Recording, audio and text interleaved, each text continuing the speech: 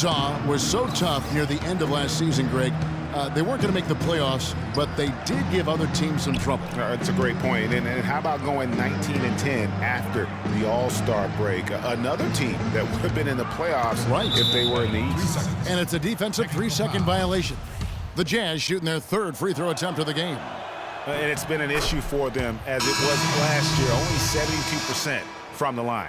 And that just has to improve, guys. I mean, the free throw shooting is something that has to get better. You're immediately putting yourself at a disadvantage when you shoot that poorly from the line. Larry Bird's checked in for Malone. A switcher also for Utah. Kirilenko's checked in. Well, that's inexcusable to throw a pass that far off the mark. Here's Johnson. Out to Bird. From past the arc. Yeah, that one put them over the limit, and if they're not careful, this could turn into a parade at the free throw line. That's far too good a look to give them from behind the arc. 3 of their last 5 makes come from beyond the arc. The defense has to react quicker. And for Andre Kirilenko, you have to wonder how many NBA seasons he has left. I mean, he was one of the league's most dynamic, powerful. He power surged that one down. Wow. Yeah, good term to use. One of the game's top dunkers for sure. Folks, that's not a petty, not a Manny. That's a facial.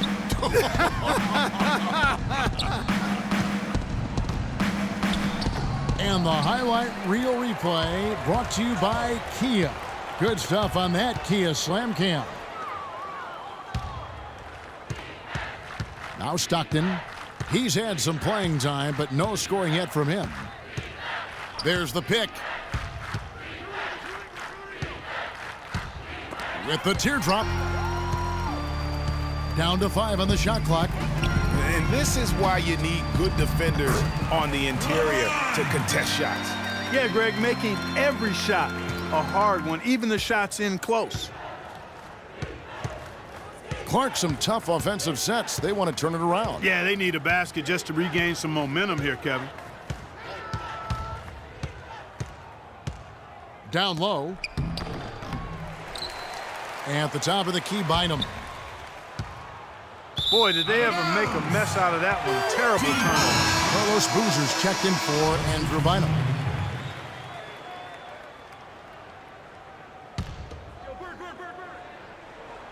On a perfect 4 of 4 from beyond the arc. A lot of their points coming by way of the 3 in the first quarter. No clue where that pass was going. That is a brutal turnover. And it's Utah's ball. They set the screen. Stockton draws the double.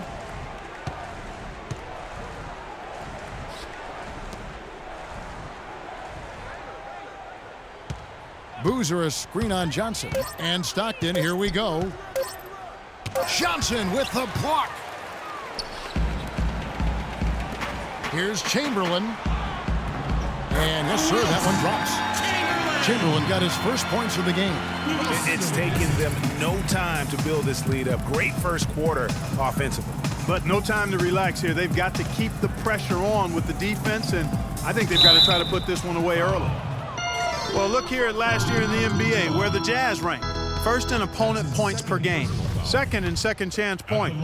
And they were ranked third in blocks. A good, solid defensive team in the paint.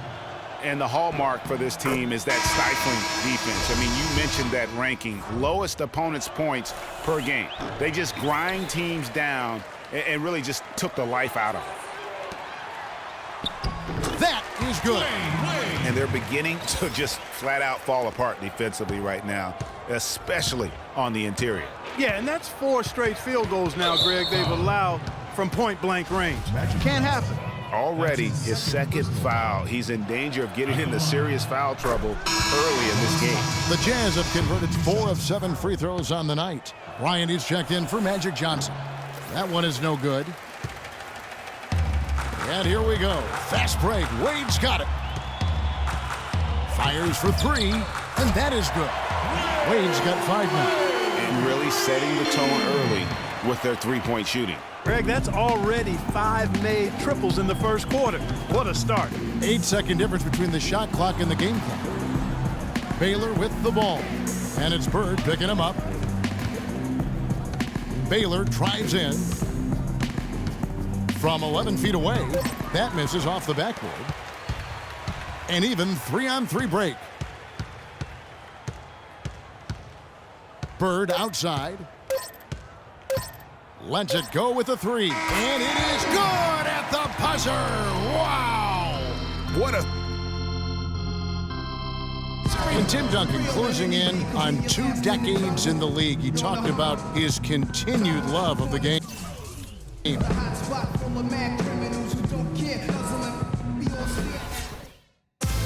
Well, Duncan breaking down his love for the game and what keeps him and going, not just playing, but still enjoying it at his age. Man, it's phenomenal to see because Tim Duncan doesn't usually get too introspective with us. Anybody that plays this game knows exactly what he's talking about. And at the level he's competing currently, I don't see him going anywhere anytime soon, that's for sure. And welcome back. It's been all one-sided so far through the first quarter as our second quarter gets underway. And guys, what's your take on the home team so far? I just like the way they're getting out in the open floor, taking advantage of all those fast break chances here early on. I agree with you, Greg. I mean, they can run, and they've done a good job filling the lanes in transition. So on the floor for Utah, they've got Andrei Kirilenko. Williams is out there with Stockton. And it's Hayward, and it's Boozer in at the 5, down low. Boozer with a screen for Hayward. Screen by Boozer. Hayward kicks to Boozer. He got right to the cup using that screen. You know, the defense has got to do a much better job of fighting over those screens. And, Greg, especially when the ball is in his hands. I mean, come on now. You know he doesn't miss too many open looks like that. Malone kicks to Robertson.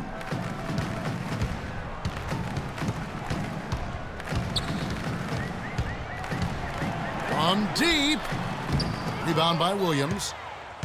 And an